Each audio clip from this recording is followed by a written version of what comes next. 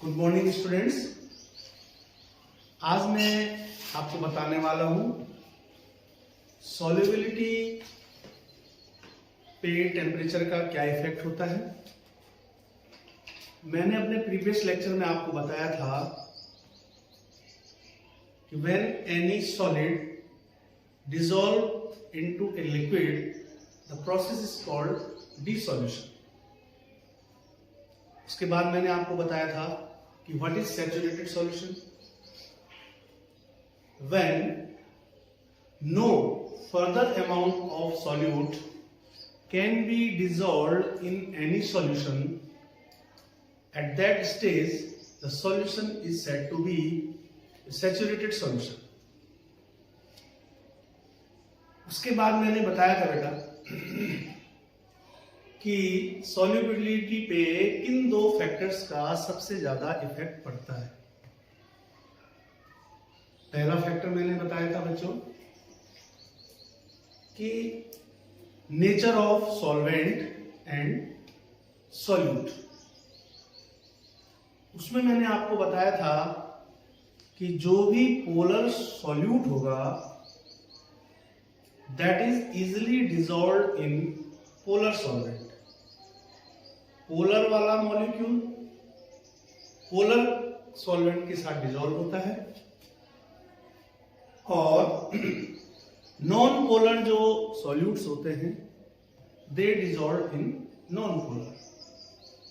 For this purpose मैंने एक concept बताया था like dissolve like. What do you mean by like dissolve like?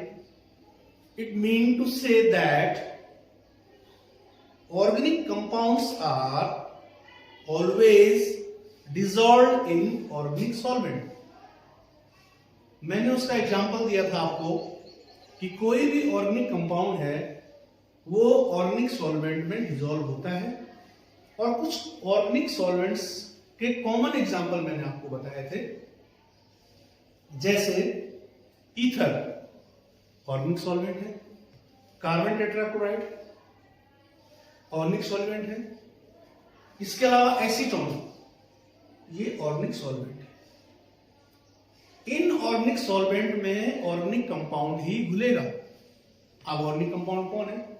Suppose कि जैसे नेफ्थलीन कहा था मैंने, एंथ्रासिन मैंने बोला था, these all are organic compounds. And like dissolve like concept के हिसाब से ऑर्गेनिक कंपाउंड ऑर्गेनिक सॉल्वेंट में ही डिसॉल्व होता है। तो पहला जो नेचर था, ये पहला जो फैक्टर था किसी सॉल्यूट की सॉल्युबिलिटी को मेजर करने का, वो पहला फैक्टर था nature of solute and solvent. और दूसरा जो फैक्टर था बच्चों वो फैक्टर था टेम्परेचर, कि what is the effect of temperature on the solubility of a solid into liquid। Clear? तो आज हम उसी फैक्टर को लेके चलते हैं, हम डिस्कस करते हैं। तो आइए चलें। दूसरा फैक्टर था टेम्परेचर। टेम्परेचर इन जनरल क्या होता है? इन जनरल क्या होता है बच्चों कि किसी भी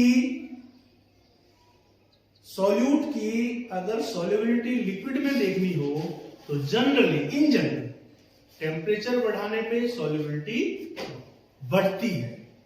टेम्परेचर बढ़ाने पे सॉल्युबिलिटी बढ़ती है, लेकिन this case is not always right.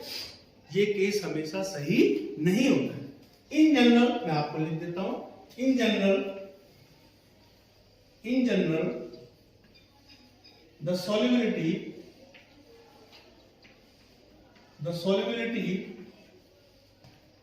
of a solid in liquid generally increases with increase of temperature in general। In general, the solubility of a solid in liquid generally increase with increase of temperature. और आप जानते हैं कि solubility of a solid into liquid, the process is called, इस process का नाम भी आप जानते हैं, the process is called dissolution.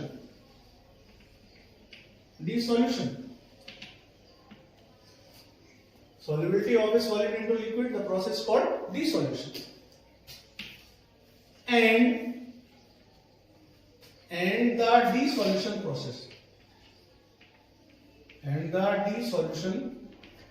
process are of two type. Dissolution process दो तरह का होता है. पहला एंडोथर्मिक, पहला होता है बेटा एंडोथर्मिक, एंड सेकेंड होता है बेटा एक्सोथर्मिक. इसका मतलब क्या होता है कि अगर आप किसी सॉलिड को किसी लिक्विड में डिसॉल्व कर रहे हैं तो या तो वो रिएक्शन एंडोथर्मिक होगी या वो रिएक्शन क्या होगी, एक्सोथर्मिक होगी. यानी कि किसी सॉलिड को अगर आप लिक्विड में डिसॉल्व कर रहे हैं तो या तो आपको हीट देनी पड़ेगी, it means that reaction will be endothermic. और अगर आप किसी सॉलिड को लिक्विड में डिसॉल्व कर रहे हैं और energy comes out, the reaction is called exothermic reaction. तो पहला केस क्या है, पहला case those solids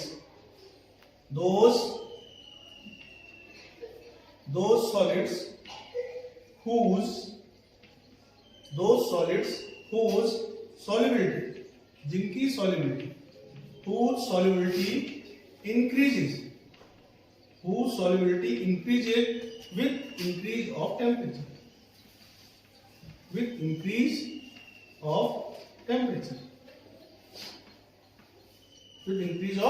temperature, those solids whose solubility increases with increase of temperature. कौन से सॉलिड्स होते हैं, ये रिएक्शन कैसी होगी, ये रिएक्शन होगी आपकी solid plus liquid plus heat equals to में सॉल्यूशन.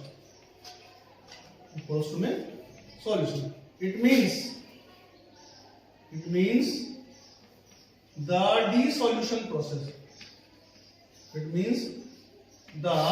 dissolution process endothermic.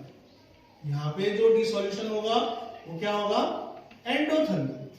क्या मतलब हुआ कि कुछ सॉलिड्स ऐसे होते हैं जिनको डिसॉल्व करने के लिए, लिक्विड में डिसॉल्व करने के लिए एनर्जी देनी पड़ती है. कौन कौन से सॉलिड है ऐसे, जैसे आपका हो गया NaCl है. इसके अलावा और भी बहुत सारे हैं, जैसे NaCl के अलावा है KNO3 है, KCl है. These solids are those solids whose solubility increase with increase of temperature. जैसे NaCl हो गया, KCl हो गया. These are the two temperatures. तो कुछ सॉलिड्स ऐसे होते हैं जिनका डिसॉल्यूशन क्या होता है, आपका एंडोथर्मिक होता है. और सेकंड केस क्या है, दो सॉलिड. गुड मॉर्निंग स्टूडेंट्स, आज हम डिस्कस करेंगे solubility of A solid into liquid. किसी भी सॉलिड को जब हम लिक्विड में डिसॉल्व करते हैं तो क्या क्या केसेस होते हैं. मैंने आपको पहले बताया था कि solubility of a liquid into liquid, solubility of A solid into liquid, the process is called dissolution. और जो डिसॉल्यूशन प्रोसेस है वो दो तरह का होता है. Process are of two type. One is endothermic process and other is exothermic process. It means when a solid is dissolved in a liquid, जब हम किसी ठोस को लिक्विड के अंदर मिक्स करते हैं तो या तो हीट देनी पड़ती है, दैट इज एंडोथर्मिक, या हीट निकलती है, दैट इज कॉल्ड एक्सोथर्मिक। पहला केस है जिसमें कि दो solids whose solubility increases with increase of temperature। कुछ सॉलिड ऐसे होते हैं जिनकी सॉल्युबिलिटी इंक्रीज करती है अगर आप टेम्परेचर बढ़ाते हैं, क्योंकि यहां पर हीट क्या होती है, एब्जॉर्ब होती है। तो solid plus liquid plus heat equals to solution. It means this dissolution process is endothermic। It means the dissolution process in this case is endothermic, यानी कि हीट हम देते हैं तब वो सॉलिड क्या होता है, लिक्विड में अच्छे से क्या होता है, डिसॉल्व होता है। तो जैसे कि टेम्परेचर बढ़ाने पे उनकी सॉल्युबिलिटी क्या होगी, इंक्रीज करेगी। कौन कौन से एग्जांपल, जैसे NaCl और KCl आप देख पा रहे हैं ग्राफ में आप देख पा रहे हैं NaCl, इधर हमने क्या किया, सॉल्युबिलिटी को और टेम्परेचर के अगेंस्ट हमने प्लॉट कर दिया। तो जैसे जैसे टेम्परेचर बढ़ेगा वैसे वैसे NaCl की सॉल्युबिलिटी बढ़ती जाएगी। दूसरा क्या है, KCl है, इसका भी क्या है, टेम्परेचर बढ़ाने पे सॉल्युबिलिटी बढ़ती जाएगी। तीसरा है NaNO3, इसका भी टेम्परेचर बढ़ाने पे लगातार सॉल्युबिलिटी बढ़ती जाएगी। तो ये वे सॉलिड्स हैं जिनकी सॉल्युबिलिटी टेम्परेचर बढ़ाने पे बढ़ती है। दूसरा केस क्या है बच्चों, दूसरा केस है दो solids whose solubility decrease with increase of temperature। कुछ सॉलिड्स ऐसे होते हैं टेम्परेचर बढ़ाने पे सॉल्युबिलिटी डिक्रीज करती है, टेम्परेचर बढ़ाने पे सॉल्युबिलिटी डिक्रीज कर रही है, it means the reaction is exothermic. और जब कोई रिएक्शन एक्सोथर्मिक होती है तो उस रिएक्शन को फॉरवर्ड डायरेक्शन में फेवर करने के लिए आपको टेम्परेचर क्या करना पड़ेगा, लो करना पड़ेगा। Low temperature is required. It means अगर आप टेम्परेचर को डाउन करते हो तो सॉल्युबिलिटी क्या होगी, आपकी इंक्रीज होगी। और अगर आप क्या करते हो कि टेम्परेचर अगर बढ़ाते हो तो सॉल्युबिलिटी बढ़ने की बजाय क्या हो जाएगी, आपकी घट जाएगी। तो ये वे सॉलिड्स हैं जहां पर टेम्परेचर बढ़ाने पे सॉल्युबिलिटी कम हो जाएगी। कौन एग्जांपल है, इसमें एग्जांपल है आपका सीरियम सल्फेट। जब हम टेम्परेचर और सॉल्युबिलिटी के बीच हम ग्राफ खींचते हैं तो हम क्या देखते हैं, सीरियम सल्फेट की जो सॉल्युबिलिटी है वो टेम्परेचर बढ़ाने पे डिक्रीज करती है। It means this dissolution process is exothermic in nature. कौन सा नेचर होगा, एक्सोथर्मिक। सीरियम सल्फेट है और लिथियम कार्बोनेट, ये ऐसे सॉलिड्स हैं जिनकी सॉल्युबिलिटी टेम्परेचर के साथ क्या होती है, आपकी डिक्रीज होती है। और तीसरा वो सॉलिड्स हैं जिनकी सॉल्युबिलिटी ना तो कंटिन्यूअसली इंक्रीज करती है ना कंटिन्यूअसली डिक्रीज करती है। इसका मतलब क्या हुआ कि वो पार्टिकुलर टेम्परेचर पे जा करके एक फॉर्म से दूसरे फॉर्म में कन्वर्ट हो जाता है। तो ऐसे कौन से सॉलिड्स हैं जिनकी सॉल्युबिलिटी टेम्परेचर बढ़ाने पे ना तो बहुत ज्यादा बढ़ती है और ना ही बहुत ज्यादा घटती है, वे हैं आपके Na2SO4 डॉट 10H2। आप यहाँ पे देख पा रहे हैं कि Na2SO4 और 10H2 when we plotted solubility against temperature। जब हमने सॉल्युबिलिटी और टेम्परेचर के बीच ग्राफ खींचा तो हमें क्या दिखाई दिया कि पहले तो सॉल्युबिलिटी बढ़ रही है और एक पार्टिकुलर टेम्परेचर पे वो क्या होगी, फिर डिक्रीज होगी। That particular temperature is called transition temperature. क्या होता है ट्रांजिशन टेम्परेचर, जहां पर किसी सबस्टेंस की one form is converted into another, one form is converted into another form. तो ट्रांजिशन टेम्परेचर सबके लिए अलग अलग होता है।